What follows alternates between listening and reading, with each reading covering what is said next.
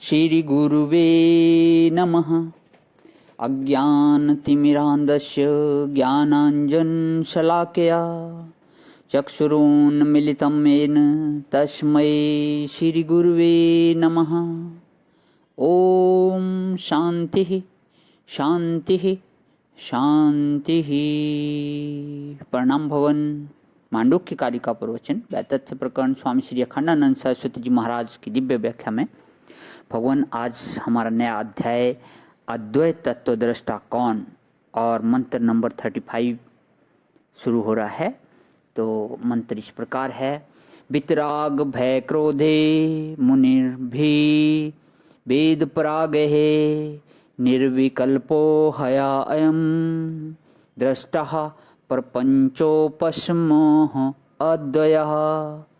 ये कहते हैं कि अद्वय वस्तु को तत्वदर्शी लोगों ने देखा। दृष्टः माने उपलब्धाः। देखो, एक दिन एक माँ ने एक बच्चे से कहा कि बेटा उस तिजोरी में स्वर्ण रखा है, जरा उठाकर तो ले आओ। बच्चे ने जाकर तिजोरी में ढूंढा और आकर बोला कि स्वर्ण तो नहीं मिला। वह बोली कि नहीं है वहाँ। वह बोला कि नहीं नहीं है। अब माँ गई और उसने जाकर कंगन उठा लिया और बोली कि यह सोना है। वह बोला कि नहीं, यह तो कंगन है। अब सोने के बारे में उस बच्चे की धारणा यह थी कि सोना सिल्ली जैसा होता है, सोने की ईंटें होती हैं, यह तो कंगन है। तो देखो, बच्चे की बुद्धि में नाम और रूप व्याप्त हो गया, परंतु माँ की बुद्धि में सोना व्याप्त है। यह सोचना कि व्यावहारिक दशा में आत्मा का दर्शन नहीं होता है, यह गलत है।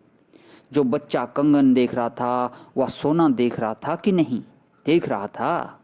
उसकी आंख के सामने सोना ही था, पर नाम रूप में बुद्धि फंस जाने के कारण वह सोने को पहचानता नहीं था। सोने को देख रहा था पर पहचान नहीं थी। देखने में और पहचानने में फर्क होता है। एक आदमी हमारे दरवाजे के सामने से रोज निकलते ही हम देखते थे। एक दिन एक ने बताया कि ये तो मिनिस्टर हैं, रोज टहलने जाते हैं। देखो, हम आदमी तो देखते थे परंतु ये मिनिस्टर हैं, यह पहचानते नहीं थे। तो यह जो हम देख रहे हैं यह क्या है? बोले कि स्त्री है, पुरुष है। एक दिन एक बाप अपने बेटे पर खुश हुआ, बोला कि यह काम कर दो बेटा तो हम तुमको मिठाई खिलावेंगे। बच्चे ने काम कर दिया, ले आए पेड़ा किलो। बच्चा बोला कि नहीं पिताजी, आपने तो मिठाई देने को कहा था, यह तो पेड़ा है। तो बर्फी लाए। बोला कि ना, हमको तो मिठाई चाहिए, रसगुल्ला चमचम सबको उसने मना कर दिया। अब बोलो बाप मिठाई कहाँ से लावे? यह तो परमेश्वर नहीं दिखता है। उसका क्या कारण है? तुम पेड़ा देखते हो, बर्फी देखते हो, रसगुल्ला देखते हो, परंतु मिठाई नहीं देखते हो। कहो कि भाई यह तो बड़ा भारी आपेच हुआ, हमको नन्हा बच्चा बना दिया। तो असल में दुनिया में जो बहुत बुद्धिमान होते हैं वे भी परमार्थ के दर्शन में बच्चे ही होते हैं। तब फिर परमार्थ के दर्शन में बच्चे ही होते हैं, तब फिर परमार्थ का दर्शन किसको होता है? वीता राग भय क्रोधे। राम माने दुनिया में जिस चीज से सुख मिलता है, बार बार मन का उसी की ओर जाना, यह राग लक्षण, यह राग का लक्षण बताया। सुखानुसायी रागः सुखम अनुसेते इति सुखानुसयी।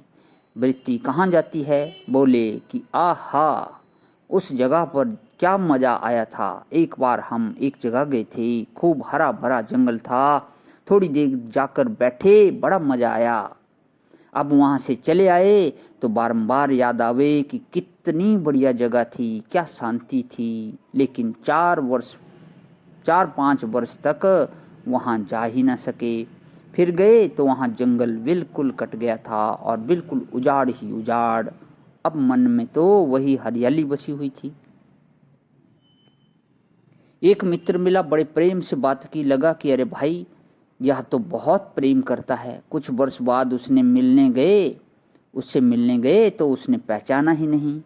तो यह अपने मन में किसी से सुख मिला और उसका रंग ऐसा चढ़ गया अपने मन पर कि बार बार वही याद आती है, वही चीज़ याद आती है, वही स्त्री पुरुष याद आते हैं। इसी को राग बोलते हैं।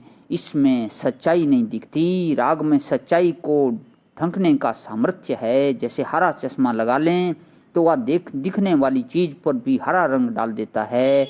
तो चश्मा लगाकर हम अगर यह समझना चाहें कि यह चीज़ कितनी सफ़ेद है तो यह समझना मुश्किल हो जाएगा।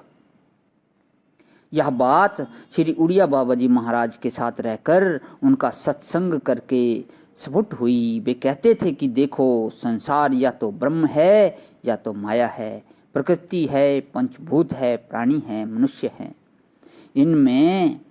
इसमें कोई फर्क नहीं है। लेकिन यह जो मालूम पड़ता है कि इसमें गुण है, इसमें दोष है, यह ना ब्रह्म में है, ना माया में है, ना प्रकृति में है, न पंचभूत में है, न मनुष्य में है, न पशु में है, न पक्षी में है। यह गुण दोष तो कहीं है ही नहीं जिससे राग होता है।